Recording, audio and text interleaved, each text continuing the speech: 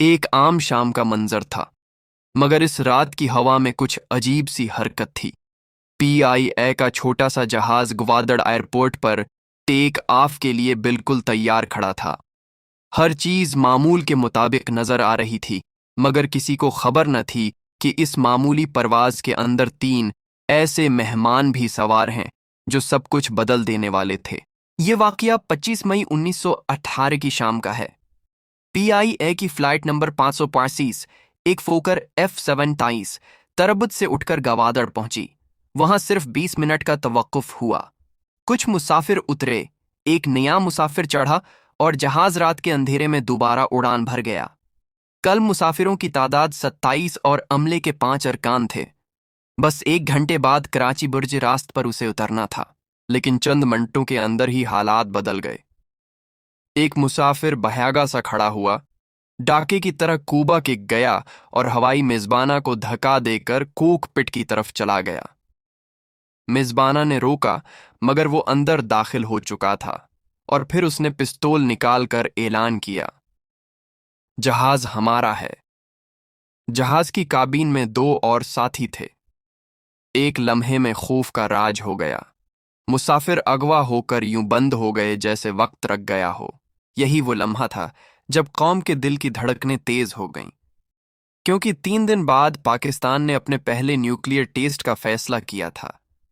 दुनिया की नजरें उठती जा रही थीं और उस नन्हे तैयारे की हालत उस बड़े लम्हे को खतरे में डाल सकती थी।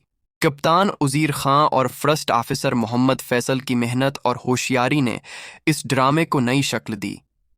हवाई मेजबान खालिदा आफरीदी और इस्मा ईरानी और ज़मीनी इंजीनियर सज्जाद चौधरी सबने अपनी हिम्मत बनाए रखी। हाई जीकर्स सख्त नीयत के नजर आए। उनके कपड़े सादा और लहजे में जज्बा था, मगर उनकी असल मांग क्या थी? दलील ये थी कि वो बलूच कबायली इलाके में होने वाले न्यूक्लियर तजर्बे के खिलाफ आवाज उठाना चाहते थे। उन्होंने दुनिया की तौजा अपनी तरफ खींचने के लिए एक नया तरीका चुना, एक जहाज पर कब्जा। कप्तान ने एक ज़ेरक चाल चली। उसने ट्रांसपोंडर को हाईजेक मोड में कर दिया ताकि ज़मीनी कंट्रोल को मालूम हो जाए कि कुछ गलत है। फिर उन्होंने गुफ्तगू में महारत से कहा कि ईंधन इतना नहीं जो सीधा नई दिल्ली तक पहुंच सके, कहीं ईंधन भरना पड़ेगा। हाई जीकर्स ने भारत के भुज एयरपोर्ट पर लैंड करने की दरख्वास्त की, मगर कप्तान ने दरअसल पाकिस्तान के अंदरूनी शहर हैदराबाद को बता दिया, जहां कंट्रोल पहले ही होश में था। रात गहरी हो गई। हैदराबाद शहर खुद को बदलकर दूसरे मुल्क का रंग देने लगा। एयरपोर्ट की तमाम शनाख्ती निशानात हटा दिए गए। रोशनियां बंद हो गईं, हत्ती कि सड़कों पर पस मंजर के निशानात भी छिपा दिए गए। पाकिस्तानी झंडे उतार कर भारतीय झंडे लहराए गए, ताकि हाई जीकर्स को यह महसूस हो कि वो किसी और मुल्क में उतर आए हैं। पुलिस और रेंजर्स खामोशी से अपने अपने मकामात पर खड़े थे, लाइट्स बंद रखते हुए। जहाज विंडोज के अंदर एक हाई जैकर कुकपिट के दरवाजे के पास था, दूसरा अंदर घूम रहा था, तीसरा चुपचाप था। 1 घंटा खामोशी के बाद रात के 1103 पर दरवाजा खुला और ज़मीनी इंजीनियर सज्जाद बाहर भेजा गया। वो खाने और पानी के साथ एक पैगाम लेकर आया और दहशतज़दा चेहरे के साथ पुलिस के सामने बैठ गया। हाई जीकर्स ने बताया कि वो पाकिस्तान हाई कमिश्नर से बात करना चाहते हैं और सबसे बड़ी मांग ये है कि बलूचिस्तान में न्यूक्लियर टेस्टिंग रोकी जाए। पुलिस ने एक बहादुर फैसला किया।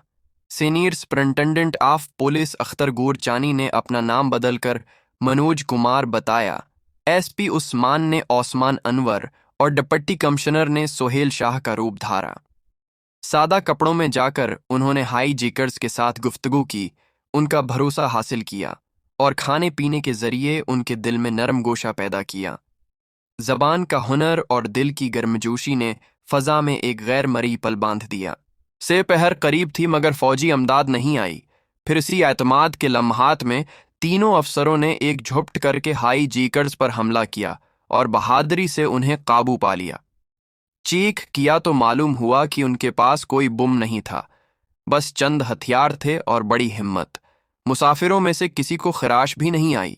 جہاز کو بحفاظت کراچی کی طرف روانہ کر دیا گیا اور سب مسافر محفوظ پہنچ گئے۔ بعد میں ہائی جیکرز کے اصلی نام سامنے آئے: شاہ سوار بلوچ، صابر بلوچ اور صابر رند، مگر وہ طیارے میں مختلف ناموں سے سفر کر رہے تھے۔